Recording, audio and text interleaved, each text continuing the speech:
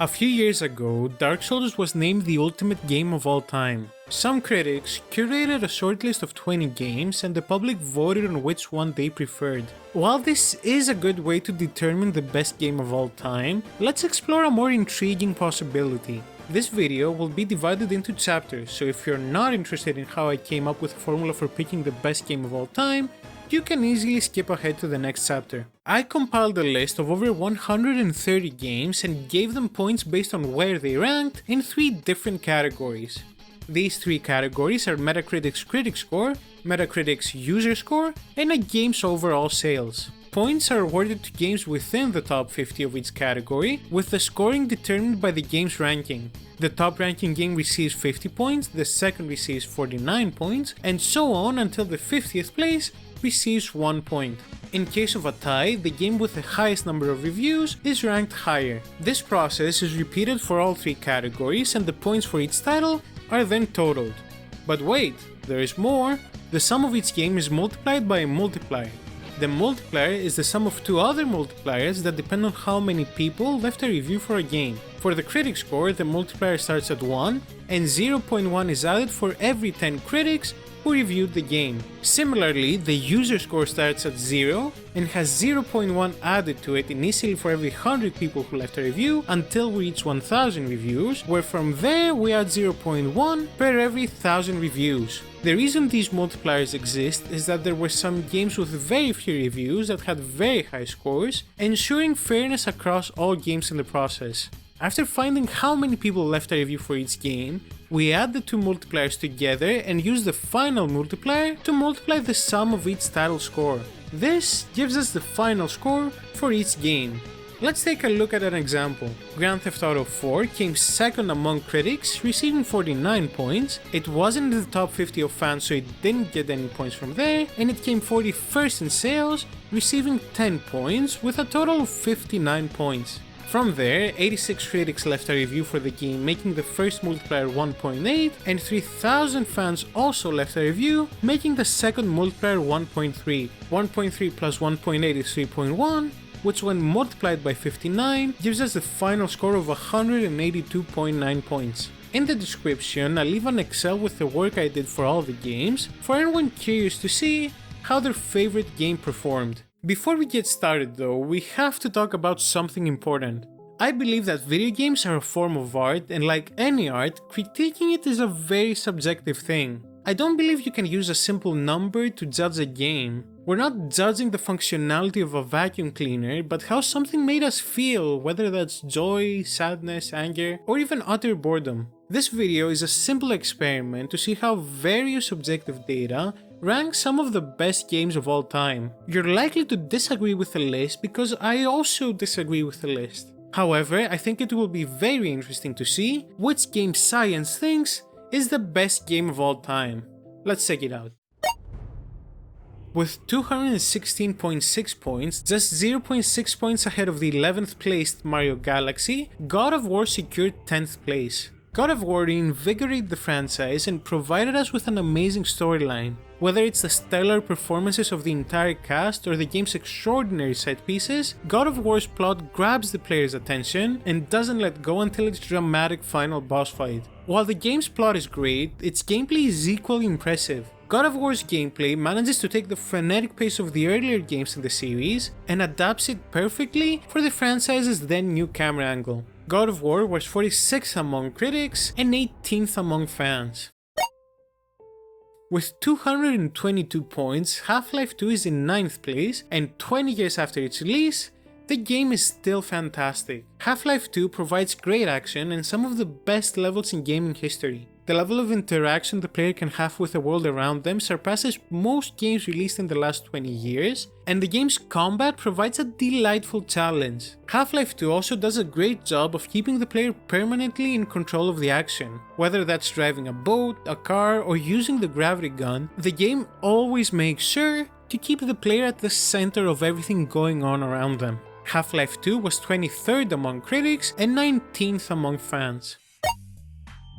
With 241.8 points, Grand Theft Auto San Andreas is in 8th place on the list.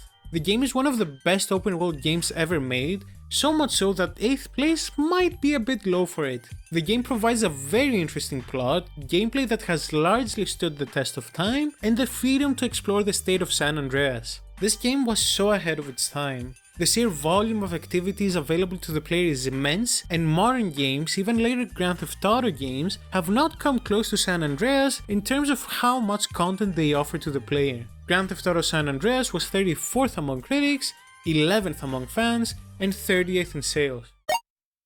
Just 1.2 points ahead of San Andreas, we have The Legend of Zelda Ocarina of Time with 243 points. Out of the entire top 10, this is the only game I haven't played. Ocarina of Time is the only game in Metacritic's history to be awarded a score of 99 out of 100 by the reviewers, being one of the most beloved games of all time. The game was first among critics and 20th among fans.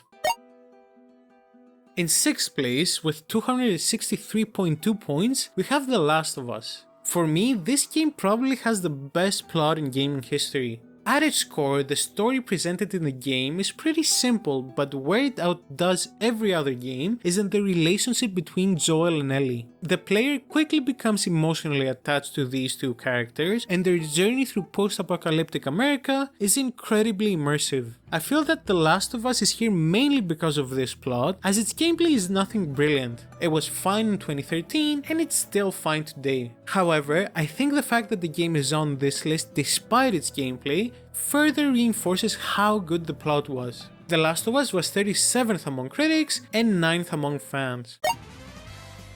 Just 0.8 points ahead of The Last of Us, Mario Odyssey is in 5th place with 264 points. Mario Odyssey is the polar opposite of The Last of Us.